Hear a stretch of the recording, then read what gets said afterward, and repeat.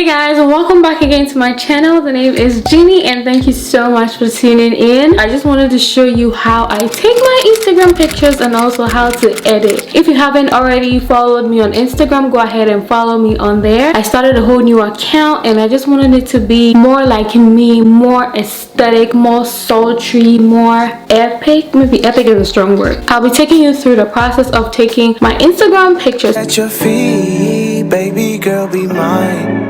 Baby girl, be mine. I just want to talk about the equipment first. The first equipment is my camera. I use my phone for especially selfies, but full body photos I usually use my hubby's phone. He uses a Samsung Galaxy Note 10 Plus and the camera quality is out of this world. I usually use my Canon G7X Mark II. The quality is very nice, especially if you have good lighting. Most of the time I take my own pictures, especially my selfies, but usually if I have my brother around or my hubby around, we actually go to a location and then we take the pictures. When I take pictures, sometimes it's very dark or sometimes it's not looking how I want it to look, but it all goes down to the editing. Now that I'm done talking about camera, let's talk about lights. If you do not have an expensive camera or phone, make sure you have good lighting. Make sure we can see your face. Even if you don't have money to afford lights, the sunlight is your best friend. These are my two studio lights that I use. Ring light is also your best friend. One thing I like about this ring light is you can actually adjust it. If it's too bright, you can reduce the brightness or you can increase the brightness.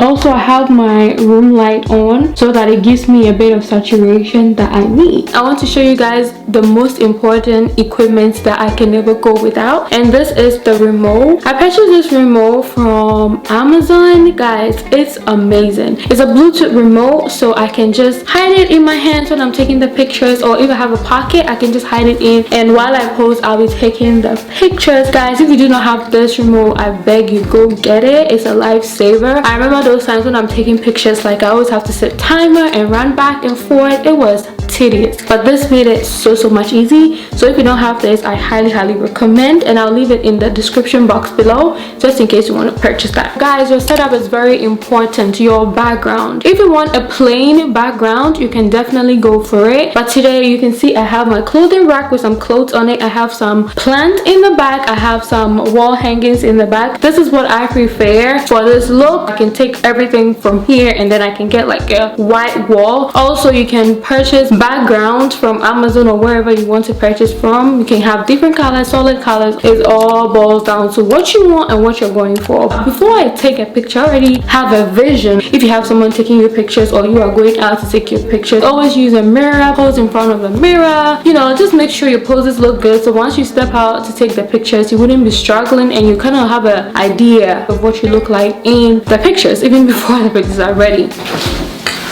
Also, you can have accessories. Actually, this is cute. Look, it just changed the whole outfit. Yes, honey, yes. That makes a big difference too. Yeah, it's kind of small for my head, but I can work with it. Poses, guys, let's talk about poses. This is me. So with posing, guys, be confident in yourself, because if I stand like this, I don't look confident at all. But if I actually pose with one leg in front, it kind of brings my hips out more. My butt is kind of poking or whatever. Or this. Or touch your head. I can just hold a rack and pose. I can touch the plant. Just be excited that you're taking photos. If you're not in a good mood, guys, don't step out to take photos, because it will show in your photos and you'll be upset. I have so many photos that I wish I could just fix the facial expression. The photo is perfect, but the facial expression says otherwise. So be excited when you're taking photos. I love taking photos, so if you tell me photo shoot, trust me, I'm there. Now let's move to the most important part, which is the editing. I hope this will be like very fast. So let's get to the editing part. I'm going to show you a way I actually edit a selfie. This is an old photo. I haven't had the time to edit it, so this is a perfect opportunity. Before I start, I just want to say that I use multiple apps. I use Lightroom a lot. I use Airbrush a lot. I use Picsart. It depends on my mood. So we are going to Lightroom now, and that is one of my favorite apps.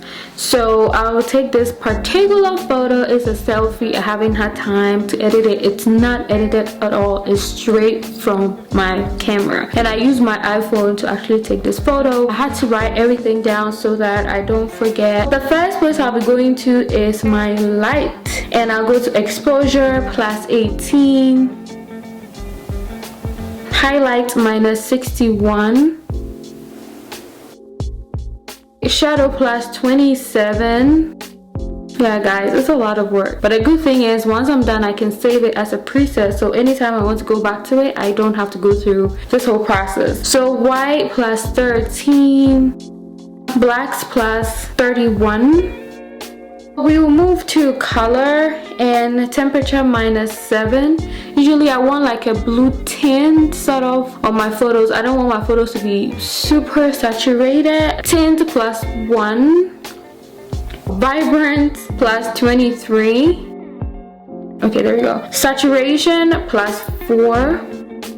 Okay, we are moving on to the color wheel up here. And red saturation we'll use minus 8. Luminance plus 9. Orange saturation minus 10. Oh sorry, not hue. Girl, what are you doing? Saturation minus 10. Luminance plus 3. Yellow hue minus 25. Saturation plus 8. Luminance plus 8. Alright, green hue minus 8. And the blue, the deeper blue, not the aqua, the deeper blue will be hue minus 8. Right? Okay, done. And we move to effects. Effects clarity minus 11. Detail will be next. Sharpening 38. 38. Okay, there we go. Noise reduction 34. Okay guys, so this is what we are working with. This is before and after. I promise you it's going to look good. I'll save it, export it to my camera roll, then we move to Airbrush. Okay, alright, since we're in Airbrush, the first place I always go to is Magic. And I have a little bit of smooth on, maybe 33 for smooth, and acne I have it on dark circles. I have that on too, and that's what I do there. So the next thing will be filter. Guys, I love this filter and it's called NYC, and the filter will be 26. I usually use it on all my photos. And then I go to tools. The bokeh I will do 19. And you can see how it blurred the background. I love that effect. It just kind of blurred the background. I'm all for that. And we go to enhance. Sharpening will be 50. I like fading my photos a bit. Fade will be 15. Yeah, so there we have it. This is the before and after. Before and after is much more cleaner than before. You can see how my hair is looking. I don't really like it, so sometimes I fix that too, and that will be reshape. So for reshape, I'm going to fix my hair, especially the top part, so I'll just fix it a bit. I usually zoom in, then I fix it a bit, just make sure it's even and smoother and better. So this is before and after, before and after. And then I fix these parts a bit. Okay, there we go.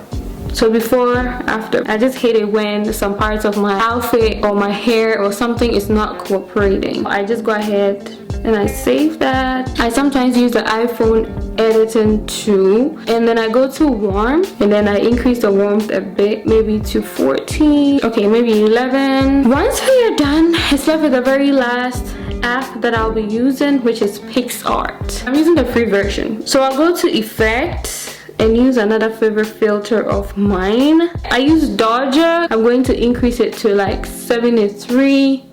Before, after. So I'll just go ahead and save that too to my camera roll. This is mainly what I do for all my photos. The editing is almost the same. I always have a fade on it. I always have a bluish tint on it. This is how I prefer my editing to look like. Again, I always go for like more like a sultry, cute picture vibe. Again, it depends on the picture I'm editing. So this is to say that Francis and I started a photography page. We're posting all the fun pictures and all our work on there. He usually takes amazing pictures and I edit. So go ahead and follow that page. I'm excited for what's to come. Anyway guys, if you enjoyed this video, don't forget to like, share and subscribe, and I'll see you guys in my next video. Bye bye.